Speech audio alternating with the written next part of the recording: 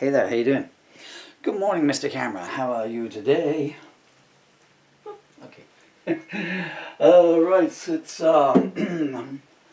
it's Tuesday. I do believe it's the 11th of April, 2023. Had to reach around for the year then. Memory serves me, Bob Dylan played some kind of concert on the 11th of April. Was it 61? Was it the Carnegie Chapter Hall concert that he did there? Or was it the one that was arranged by Izzy Young? I can't remember. It is chronicled in my, well, you can't see it's down there, in my factual book, Bob Dylan, the concerts, the 60s. The one which all the Bob Dylan biographies of the last 20 years have nicked all my bits out of, like the bits of the fact that it was Marianne Faithfull that he wrote like a Rolling Stone for, and actually, oh, that's the wrong button there. Come on, camera. Click. Click. Click. When I was finishing off the research and I was going to revamp my Bob Dylan concert series books, the 80s ain't going to come out, guys, I'm afraid. Well, none of them are going to come out. But I've put some videos up about it, and I can't believe, I'm very surprised that after 50 years of people trying to puzzle out why Blonde on Blonde is called Blonde on Blonde, I gave the answer away, courtesy of information that I received from the, how can one word this, the son of a very, very, very famous musician. And actually, you know, so, and I'm the first person I think, well, I know, that's actually, but anyway, the reason Blonde on Blonde is called Blonde on Blonde, Dylan did give a clue to this in the Rolling Stone interview in 1969. The answer is there on the Beatles' White Album. They've done a take, I mean, I have this on extremely top quality information. I mean, the phone call was a bit cracked, but anyway, they've done a take of Sad-Eyed Lady of the Lowlands, and one of the musicians said to Dylan, that song went on for a long, long time, because they hadn't played it beforehand, and that was the first time musicians heard Sad-Eyed Lady. And that's where Dylan took Blonde on Blonde from, the three ons, long, long, and Blonde on Blonde, long, long, long time. And the clues in the White Album, because of course George Harrison later took the chords to Sad-Eyed Lady of the Lowlands and put them to a song called It's Been a Long, Long, Long Time. There's your answer. Anyway, so I was going to do a poetry recital this morning. That was the general idea, since it's very difficult for me to stand up. This is me sitting down only very high up. Can you hear some tin coming off of the microphone? I can. I mean, I've got the treble tone right the way down. I didn't know why I use a voice mic really. Well, actually I do, because it covers up my... It's a terrible thing to say. I'll give the secrets away. I'm giving lots of secrets away this morning. But the reason why I use the voice mic, because the cameras have got auto mix microphones on them. That's why they sound somewhat different, because they're different areas away and everything. It's because only one side of my face works. This side of the face is completely dead. I feel so sorry for you people viewing on this camera here, because it looks as though I've got only one front tooth, doesn't it? They are both there. Apologies for the state of them. But because the muscles in this face have died. So this is what you see there. This is what they see, right? Hello. I look like a ventriloquist dummy where, you know, they use plywood for one side of the face and oak for the other side, and you know, it doesn't come up or something. So I do apologise. But anyway, there you go. There you go. That's what they see on that camera there. But you do have the better sound mix. You also don't have a viewfinder, so half the time I look at the videos on there and it's just like my chin. You know, which is, you don't know how lucky you are. By the time I get all the cameras set up here, you know, I really don't want to do anything anymore. It's rather like the last couple of years of my marriage. And I'm just checking I'm recording. Teen Titans is on a minute. Teen Titans Go. I still record it now. It's one of my favourite programs with my beautiful daughter. We used to all of it. Watching it together. Well, my son as well. I think he's got a crush on Starfire. I should write a song for everybody. day after Easter Monday today.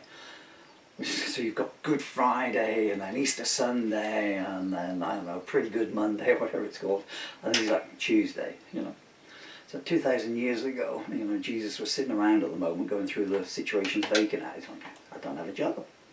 I got no job all of a sudden. Come back, no work. And it's like 1945 all over again. You can just imagine them, can't you, going through the, you know, the situation vacant. Carpenter, carpenter, carpenter. No, I've seen enough wood lately. Mary Magdalene's there going, oh, tell me about it. Sorry, where was I going with this? I know, oh, I was going to do off and I've taken the lyrics down. Hence the reason we've got an A harmonica in there. In the UK, all the doctors are out on strike now for 5 days. You know that? Doctors, yeah, just going out. Hippocratic oath in the bin and off. Just, it's a nice sunny day, let's go to the beach for 5 days. What amused me, and it says on the news, don't dial 99, junior doctors are on strike for a week. And then that takes him into the weekend, of course, like, you know. And it says, don't dial 999, which is the emergency number in the UK, because I know that a lot of my viewers are in India, namaste, and the US of A, or either. I don't know if that is an American accent or not, I just, that is in my head how people in Arkansas speak, you know. I mean, they mean, oh, we don't speak like that, what's up with that chappie in England, I don't know. But it says, and so the NHS put an alert out, don't dial 999 unless it's life-threatening. Like we know, you know.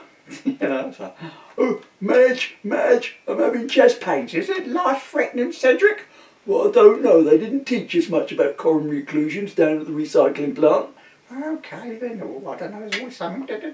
Hello, it's my Cedric. He says he's having chest pains. No, he doesn't know if it's life-threatening or not, because he's a bottle recycler, strangely enough, not a heart surgeon. They're on strike for 5 days, Cedric. Can you hang on till Saturday? No, he can't. If it ain't covered. And the other thing was, when they were on strike, and it said there was some doctor on one of the breakfast news shows yesterday morning. She said, well, doctors, they deserve to go on strike because they worked through the pandemic. Well, A, who didn't? They want 35%, by the way, if you're overseas. 35%, can you imagine that? Meanwhile, there are people using food banks in this country, single parents, unable to buy school uniforms, and their benefits have been cut. After 18 years of benefit cuts, their benefits in real terms have been cut again, because they got a 2% pay rise, I think, and inflation at this moment is 10.7%. So each month they can buy 8% less than they could buy the month before, or they got to go to loan sharks and everything. But junior doctors, they want 35%. That's not unreasonable, is it? I mean, I remember going into a well-known supermarket in this country when the pandemic first hit, and it was like the last days of Sodom and Gomorrah in there, you know? There were people just running around everywhere. I always used to go in early in the morning in any case, and so I was just ambling on in to just get some milk and some building bricks for the children. And it was just like this scene of absolute, you know, like a meteor was about to crash into the earth and humanity unleashed. People are just going around, my firstborn, I will swap you my firstborn for some toilet roll. Why don't you use him as toilet roll? You know, you can always wash him afterwards. But it's just crazy stuff, you know. And I remember and all the shop assistants there on minimum wage, you know.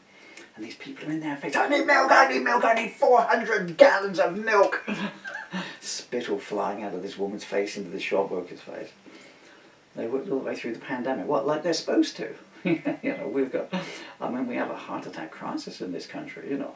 They've worked all the way through the heart attack crisis as well. Like their job description is. But this is how far detached from reality they are. Name me one person that was saved in the COVID pandemic by a doctor. None of them. None of them. Scientists have saved worldwide hundreds and hundreds of millions of people.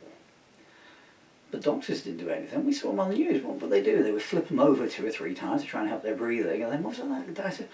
And the nurse said, well, it's time to let him die with dignity. On to the next one. What they did do, doctors, during the pandemic crisis was they released tens of thousands of people with COVID back into care home, thereby killing tens and tens of thousands more of our grandparents and great uncles and everything. Boy, this is going on a bit this morning. I mean, it was a good little money earner for the government. That doesn't seem to be coming up too much. But it killed mainly people who were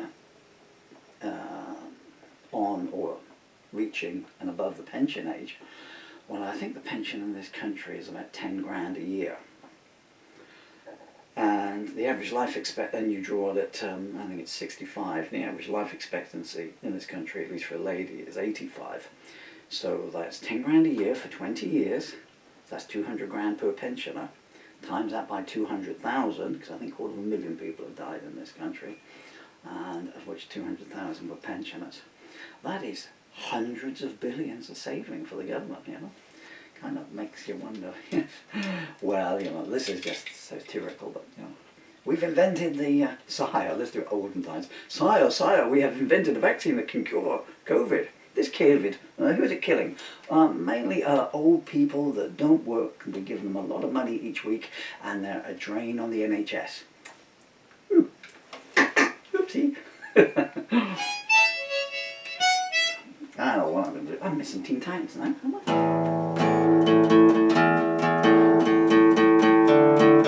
Boy, I hammered this yesterday.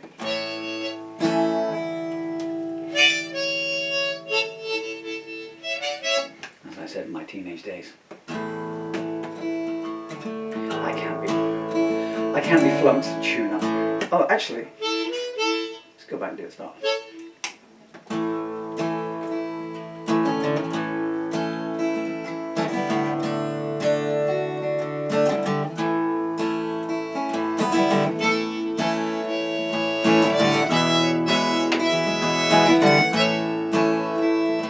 Goes out to a very special lady in America.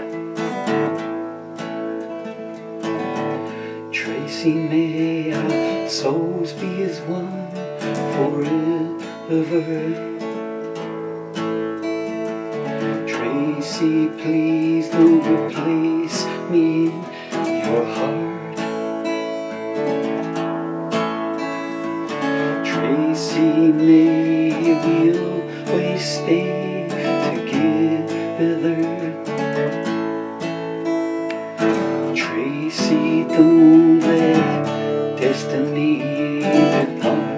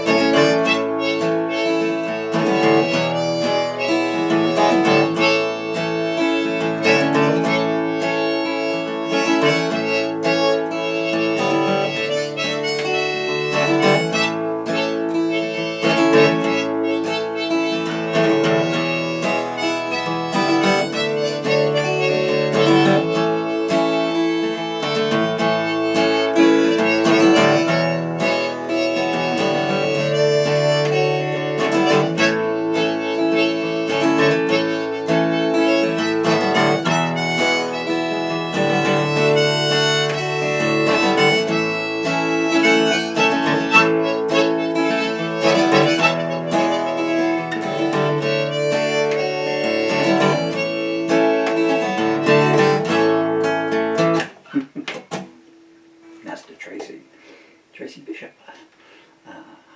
Normally I don't give full names away, but to a wonderful lady called Tracy Bishop. I should have done that a bit better, really. Maybe I'll come back to it when I've tuned up, anyway. There's the microphone now.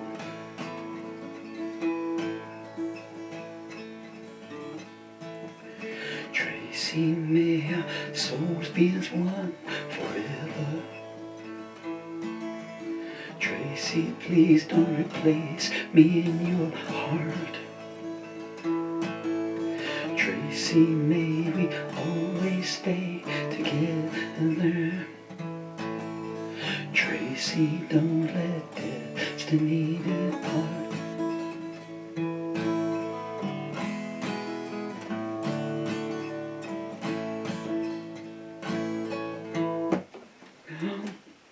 It's way too early in the morning for hitting that note, but anyway, that's right. Peace and love, people. I don't know if anyone's ever going to see this, but if you do, apologies for my ramblings.